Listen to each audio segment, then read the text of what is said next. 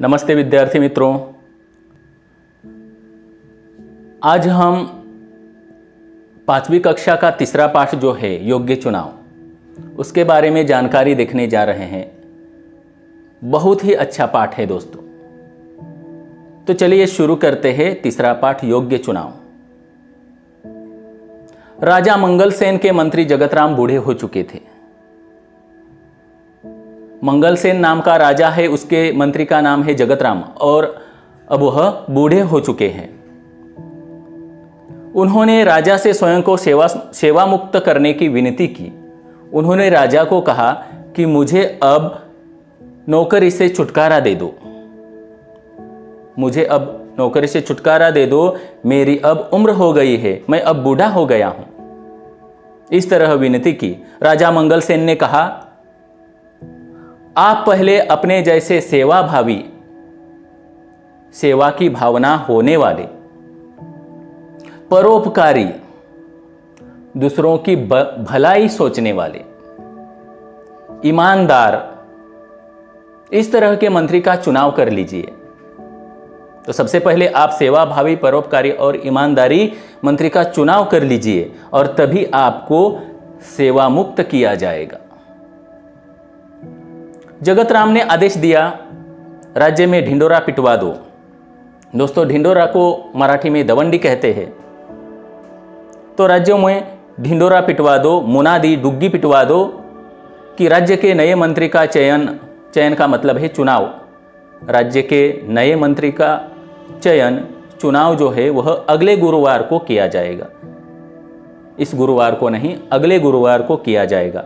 और इस पद के जो इच्छुक है उन्हें 11 बजे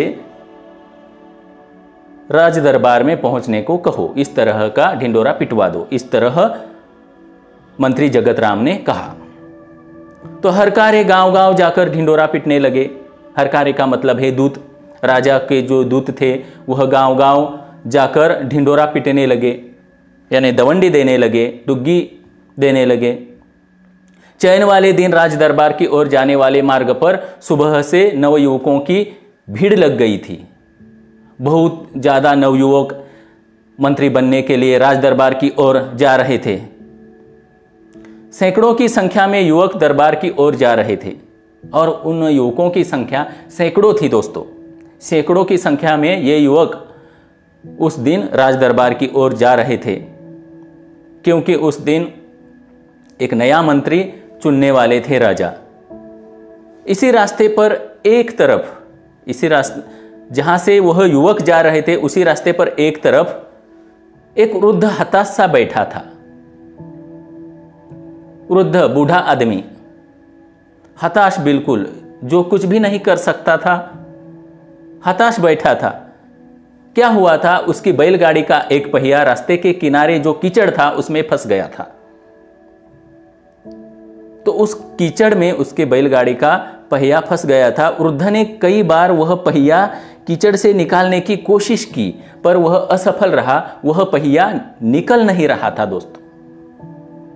और मंत्री पद के जो अनेक उम्मीदवार थे, उन अनेक उम्मीदवारों ने राज दरबार में जाते समय यह दृश्य देखा कि एक पहिया कीचड़ में फंस गया है, लेकिन किसी ने भी वृद्ध की सहायता नहीं की, किसी ने भी उस वृद्ध की मदद नहीं की। दोस्तों, उम्मीदवार युवकों में एक था कर्मवीर। दोस्तों, जो उम्मीदवार जा रहे थे उनमें से एक का नाम था कर्मवीर।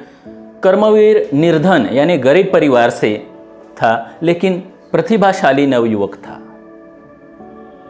वह तेजी से राज दरबार की ओर जा रहा था और उसी समय बैलगाड़ी वाला जो वृद्ध था, बूढ़ा आदमी था, वह फिर से एक बार वह पहिया जो कीचड़ में फंस गया था वह निकालने का प्रयास कर रहा था।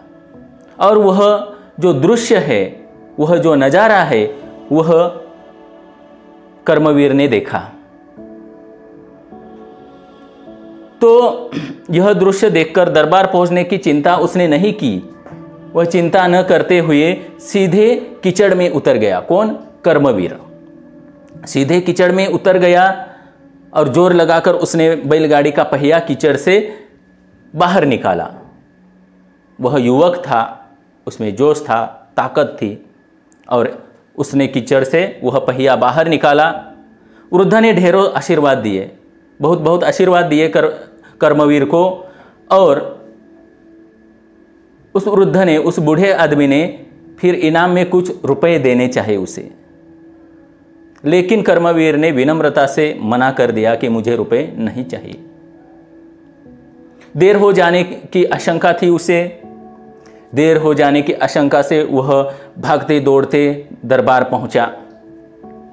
वह हाँफ रहा था, उसकी सांस फूली थी, जोर से जाने की वजह से, दौड़ते भागते जाने की वजह से उसकी सांस हाँफ रही थी, सांस फूल रही थी, वह हाँफ रहा था।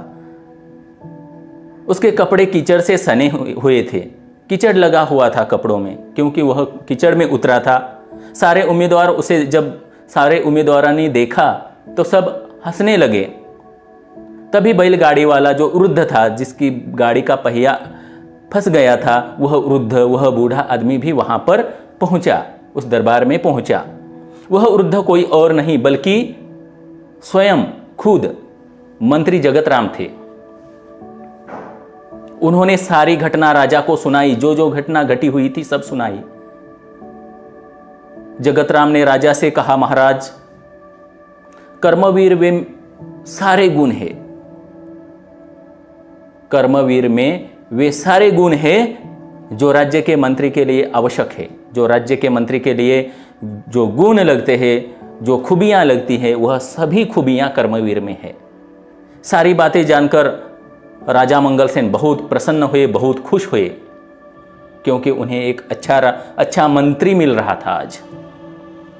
उन्होंने कहा, जो सामान्य आदमी की पीड़ा से दुखी होता है, जो सामान्य आदमी की दुख से दुखी होता है और उस दुख को दूर करने का प्रयास करता है, प्रयत्न करता है, वही राज्य के ऊंचे पद पर बैठने का अधिकारी होता है। इस तरह राजा ने कहा।